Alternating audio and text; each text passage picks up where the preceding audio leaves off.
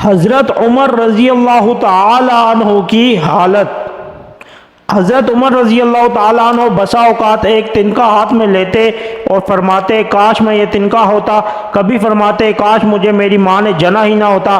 ایک مرتبہ کسی کام میں مشغول تھے، ایک شخص آیا اور کہنے لگا کہ فلاں شخص نے مجھ پر ظلم کیا ہے، آپ چل کر مجھے بدلہ دلوا دیجئے۔ آپ رضی اللہ تعالیٰ عنہ نے اس کے ایک درہ مار دیا کہ جب میں اس کام کے لیے بیٹھتا ہوں اس وقت تو آتے نہیں، جب میں دوسرے کاموں میں مشغول ہو جاتا ہوں تو آ کر کہتے ہو کہ بدلہ دلوا۔ وہ شخص چلا گیا، آپ نے آدمی بھیج کر اس کو بلوایا اور درہ اس کو دے کر فرمایا کہ بدلہ لے لو۔ اس نے عرض کیا کہ میں نے اللہ کے واسطے معاف کیا، گھر تشریف لائے، 2 رکعت نماز پڑھی۔ اس کے بعد اپنے آپ کو خطاب کر کے فرمایا اے عمر، تو کمینہ تھا، اللہ نے تجھ کو اونچا کیا، تو گمراہ تھا، اللہ نے تجھ کو ہدایت کی، تو ذلیل تھا، اللہ نے تجھے عزت دی، پھر لوگوں کا تجھے بادشاہ بنایا۔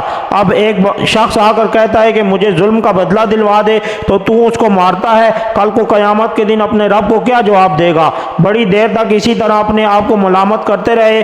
آپ کے غلام حضرت اسلم رضی اللہ تعالیٰ عنہ کہتے ہیں کہ میں ایک مرتبہ حضرت عمر کے ساتھ حرہ کی طرف جا رہا تھا، ایک جگہ آگ جلتی ہوئی جنگل میں نظر آئی۔ حضرت عمر نے فرمایا کہ شاید یہ کوئی قافلہ ہے جو رات ہو جانے کی وجہ سے شہر میں نہیں گیا، باہر ہی ٹھہر گیا، چلو اس کی خبر لے لیں، رات کو حفاظت کا انتظام کریں۔ وہاں پہنچے تو دیکھا کہ ایک عورت ہے جس کے ساتھ چند بچے ہیں جو رو رہے ہیں اور چلا رہے ہیں، اور ایک دیچکی میں چولہے پر رکھی ہے جس میں پانی بھرا ہوا ہے اور اس کے نیچے آگ جل رہی ہے۔ انہوں نے سلام کیا اور قریب آنے کی اجازت لے کر اس کے پاس گئے اور پوچھا کہ یہ بچے کیوں رو رہے ہیں؟ عورت نے کہا کہ بھوک سے لاچار ہو کر رو رہے ہیں۔ دریافت فرمایا کہ اس دیچکی میں کیا ہے؟ عورت نے کہا کہ پانی بھر کر بہلانے کے واسطے آگ پر رکھ دیا ہے کہ ذرا ان کو تسلی ہو جائے اور سو جائیں۔ امیر المؤمنین عمر رضی اللہ تعالیٰ عنہ کا اور میرا اللہ ہی کے یہاں فیصلہ ہوگا کہ میری اس تنگی کی خبر نہیں لیتے۔ حضرت عمر رونے لگے اور فرمایا کہ اللہ تجھ پر رحم کرے، بھلا عمر کو تیرے حال کی کیا خبر ہے؟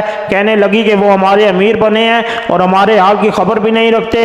اسلم رضی اللہ تعالیٰ عنہ کہتے ہیں کہ حضرت عمر مجھے ساتھ لے کر واپس ہوئے اور ایک بوری میں بیت المال میں سے کچھ آٹا اور کھجوریں اور چربی اور کچھ کپڑے اور کچھ درم رکھے، غرض اس بوری کو خوب بھر لیا اور فرمایا کہ یہ میری کمر پر رکھ دے۔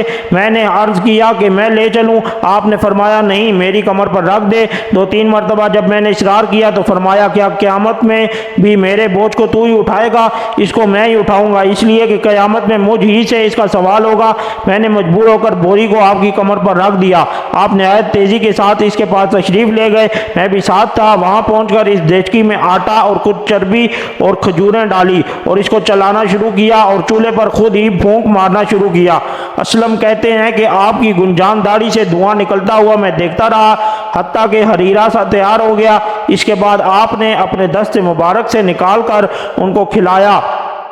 وہ سیر ہو کر خوب ہنسی کھیل میں مشغول ہو گئے اور جو بچا تھا وہ دوسرے وقت کے واسطے ان کے حوالے کر دیا۔ وہ عورت بہت خوش ہوئی اور کہنے لگی اللہ تعالیٰ تمہیں جزائے خیر دے، تم تھے اس کے مستحق کے بجائے حضرت عمر کے تم ہی خلیفہ بنائے جاتے۔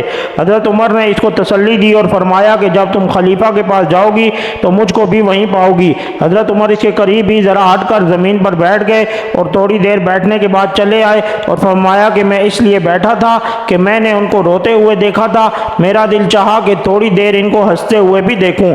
صبح کی نماز میں اکثر سورہ کہف، طٰہٰ وغیرہ بڑی صورتیں پڑھتے اور روتے کہ کئی صفوں تک آواز جاتی۔ ایک مرتبہ صبح کی نماز میں سورہ یوسف پڑھ رہے تھے، انما اشکو بثی و حزنی الی اللہ پر پہنچے تو روتے روتے آواز نہ نکلی۔ تہجد کی نماز میں بعض مرتبہ روتے روتے گر جاتے اور بیمار ہو جاتے۔ فائدہ یہ اللہ کا خوف اس شخص کا جس کے نام سے بڑے بڑے نامور بادشاہ ڈرتے تھے، کامتے تھے۔ آج بھی 1450 برس کے زمانہ تک اس کا دبدبہ مانا ہوا ہے۔